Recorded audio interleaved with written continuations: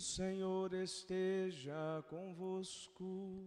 Ele está no meio de nós. Proclamação do Evangelho de Jesus Cristo, segundo Mateus. Glória a vós, Senhor.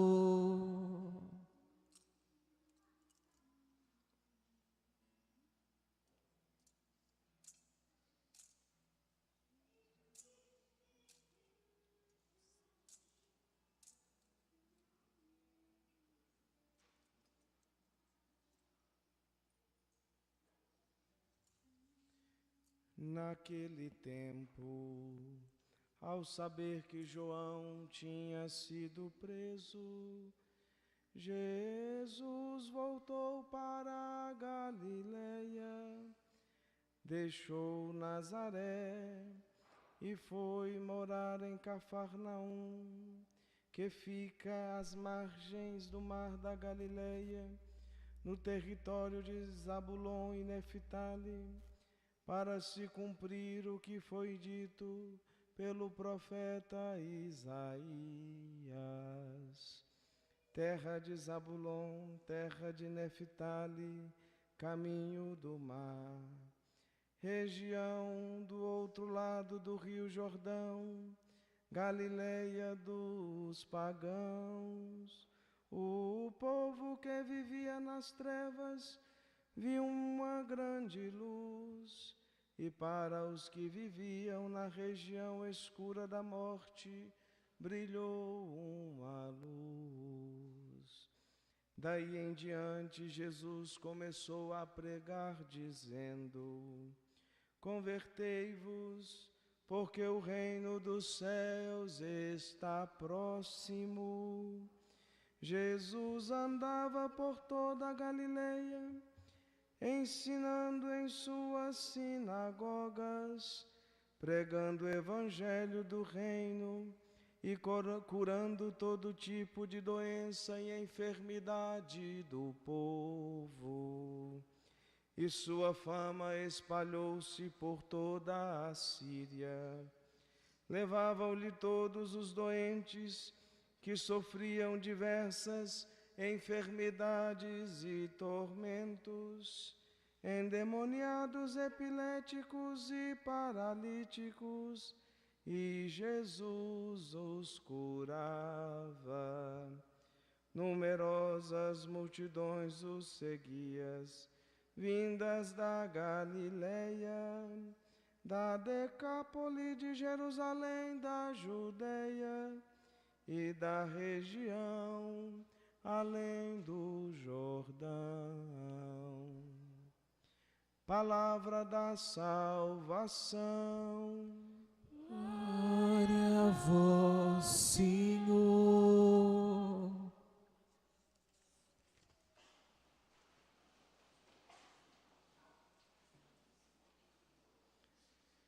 Irmãos e irmãs caríssimos, sempre que ouvimos falar de luz e trevas, nós sempre temos uma visão muito privilegiada, justamente porque sabemos muito bem que precisamos da luz para enxergar.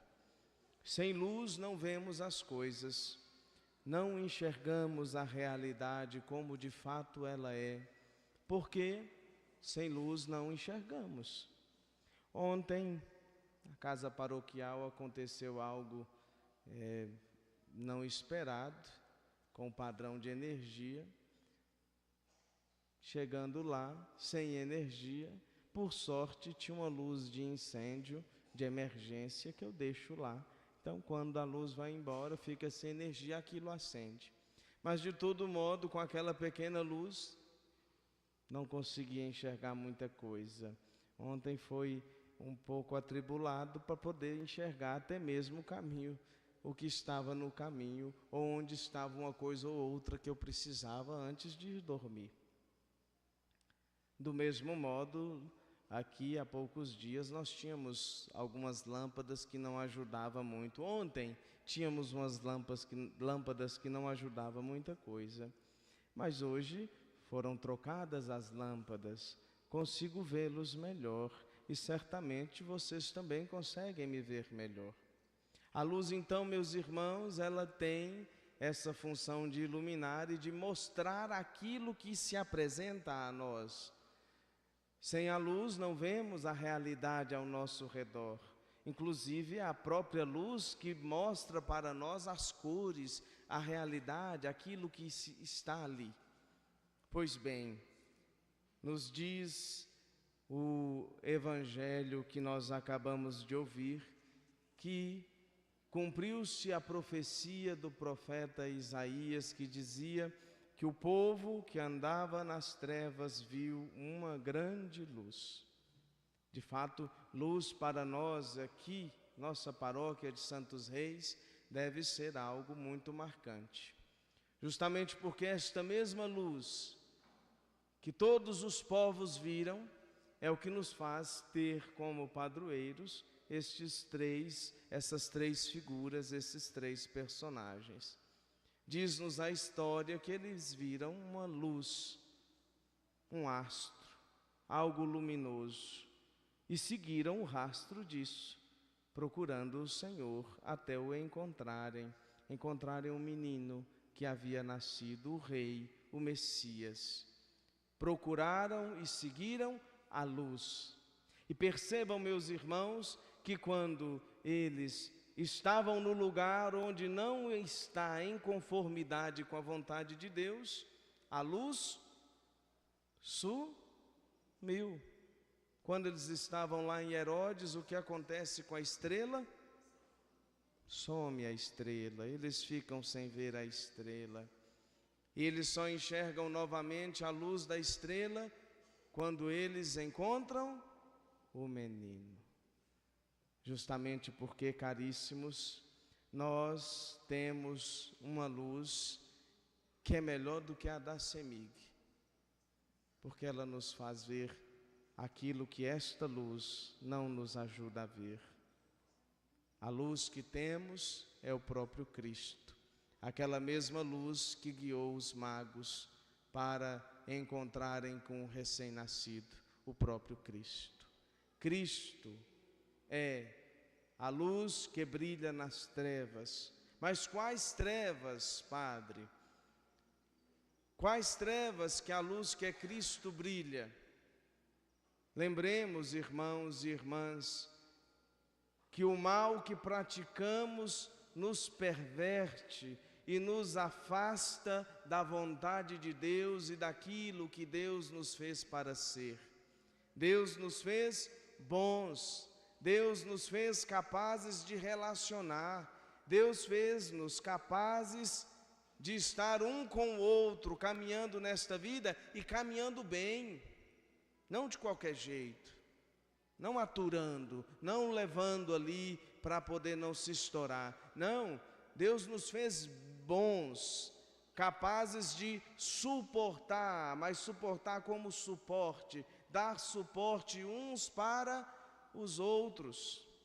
Porém, caríssimos, o mal que nós praticamos e escolhemos muitas vezes, nos afunda nas trevas e não permite que vejamos o outro que está ao nosso lado, não permite que vejamos Deus e não se assombrem, mas o mal que praticamos não permite que enxerguemos nem a nós mesmos. Passamos a nos ver de modo pervertido, de um modo torto, de um modo que não corresponde à realidade. E este olhar torto que temos sobre nós nos faz também ver de modo torto, errado, maldoso o irmão que caminha ao meu lado. E se eu vejo a mim mesmo de um modo mau, errado, enxergo o irmão do mesmo modo, imaginem como também enxergamos a Deus, totalmente disforme da realidade. Cristo é, meus irmãos, esta luz que nos faz enxergar as coisas de um modo real, verdadeiro, e faz-nos lembrar que nós não fomos feitos para as trevas, nem para aquilo que nos impede de relacionar. Nós fomos feitos para a relação, Nós fomos feitos para vivermos bem, nós fomos feitos para a plenitude. E esta plenitude, caríssimos, nós só alcançamos com a luz que é Cristo. Só Cristo é a luz que brilha nas trevas da nossa ignorância, do nosso erro e nos ilumina.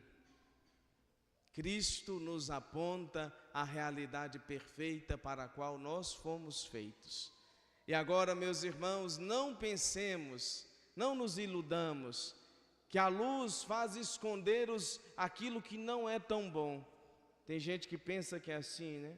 A realidade perfeita é aquela onde ninguém enxerga o defeito do outro. Não é isto. Nós temos um exemplo. A luz nos ajuda a enxergar as rachaduras que nós temos. A luz não esconde, a luz mostra. Mas se ela nos mostra, meus irmãos, as rachaduras, as imperfeições, é para que aprendamos a conviver com elas e para que aprendamos a tirar das nossas rachaduras também o lugar onde é brecha para que entre a luz de Cristo. Podemos olhar para a nossa realidade de muitos modos. Podemos olhar para as nossas rachaduras de muitos modos. Podemos olhar para a nossa dor de muitos modos. Mas a luz que é Cristo nos faz enxergar do modo como o próprio Deus enxerga as nossas rachaduras, as nossas dores, os nossos sofrimentos e os sofrimentos do irmão, dos irmãos, daqueles que convivem conosco. Irmãos e irmãs, nós ouvimos o que São João disse na primeira leitura: tomai cuidado com aquilo que não é de Cristo, que não é do Senhor. Celebrar a festa dos reis também nos faz pensar nisto, ter cuidado com aquilo que não é do Senhor. Eles foram todos os três empolgados, conversar com Herodes. É aqui que nasceu o rei, mas não era lá. Não era lá no palácio que estava Cristo. Cristo estava numa manjedoura, num coxo. Celebrar então os reis também é pensar nisso. Ter cuidado, meus irmãos, para não nos enganar com a beleza dos palácios, porque por mais bonito que seja o palácio, muito raramente o Senhor se encontra lá. Pelo contrário, Ele se encontra nas rachaduras, Ele se encontra na precariedade da nossa existência.